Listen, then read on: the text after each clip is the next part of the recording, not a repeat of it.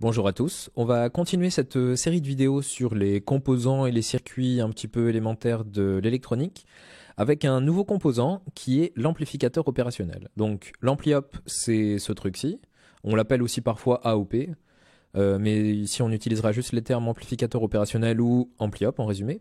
Donc l'ampli-op, c'est ce composant-là qui, sous sa forme la plus simple, est représenté schématiquement par une entrée plus, une entrée moins, qu'on appelle l'entrée non inverseuse et l'entrée inverseuse, et puis une sortie à droite du composant ici. Donc comme d'habitude en électronique, par habitude, il faut voir, comprendre que ce qu'on a à gauche, ce seront donc des sources reliées aux entrées du coup du montage, et ce qu'on a à droite, ce seront les sorties du montage. Donc ils devront être reliés sur l'entrée d'un autre circuit qu'on aura derrière. Donc l'ampli-op, c'est ce truc-ci. On peut aller regarder un petit peu dans ces paramètres ce qu'on a. Donc on voit qu'on a une sortie qui va de moins 15 volts à plus 15 volts. Ici on a un ampli-op idéal. Donc on peut supposer que cet amplificateur-là, en fait, il est alimenté par deux sources, négatives et positives, de à peu près moins 15 et plus 15 volts. Et l'ampli-op, c'est un amplificateur différentiel à très fort gain. Le gain ici, en particulier, il vaut 100 000. Donc, par définition, l'ampli-op idéal, en tout cas, c'est un amplificateur différentiel à très fort gain. Et sa formule de fonctionnement, simplifiée, c'est la tension de sortie vaut V plus moins V moins fois le gain différentiel. Le truc, c'est que ici, donc, le gain différentiel, il vaut 100 000 pour cet ampli-op-là en particulier. Et donc, dès qu'on a une toute petite différence V plus moins V moins, par exemple, ici, ce qu'on va faire, c'est qu'on va mettre une différence de 0,1 volt, moins 0,1 volt, eh bien, on a une sortie qui devrait théoriquement valoir moins 10 000 volts. Sauf que pour un composant qui est alimenté entre à peu près moins 15 et plus 15 volts, jamais on aura moins 10 000 volts en sortie. Et donc l'ampli-op, ce qu'il va faire ici, c'est qu'il va saturer à moins 15 volts. Maintenant, si on met V+, légèrement supérieur à V-, ou même carrément supérieur à V-, peu importe, eh bien ce qu'on aura, c'est toujours l'ampli-op qui va saturer à la valeur positive de saturation. Donc, en gros ici, soit on a V+, qui est inférieur à V- et on a moins la tension de saturation en sortie, soit V+ est supérieur à V- et on aura plus la tension de saturation en sortie. Alors, dans ce simulateur, je vais vous montrer quelque chose qu'on n'aura jamais dans la réalité.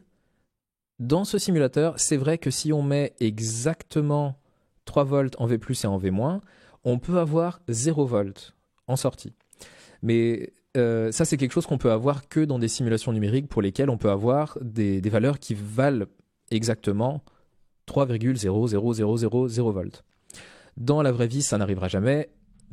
Et on va maintenant voir une version un petit peu modifiée de ce circuit très simple à amplificateur opérationnel avec, en fait, ce qu'on a à gauche ici, c'est une source de tension avec deux résistances qui forment donc un pont diviseur de tension. Et comme les résistances sont les mêmes, on suppose que ce sont des résistances de précision, donc avec très peu d'erreurs sur la valeur de résistance. Du coup, au milieu du pont, on aura 2,5 volts, de manière plus ou moins précise selon la précision des résistances. Ici, ce qu'on va faire, c'est que cette nouvelle référence de tension, en fait, de 2,5 volts, on va aller la relier au V- de l'ampli-op. Et donc ce qu'on a, c'est 2,5 volts ici, et une tension en V+, qu'on va pouvoir modifier. Et puis, ce montage-là, en fait, c'est quasiment le même que le précédent, sauf qu'on a créé nous-mêmes notre référence de tension.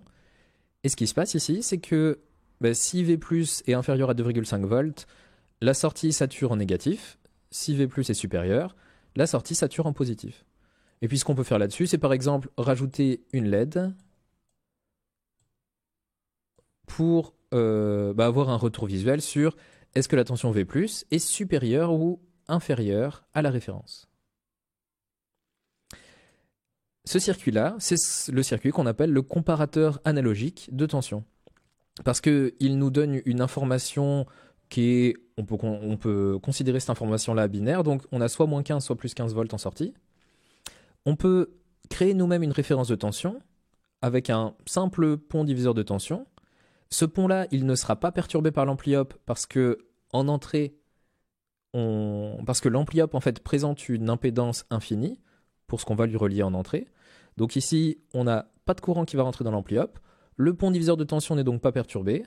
Et puis, en imposant une tension d'entrée qui vient d'un autre circuit, qui vient de je sais pas quoi, eh bien, en sortie, on peut voir si notre tension d'entrée est supérieure ou inférieure à la référence de tension.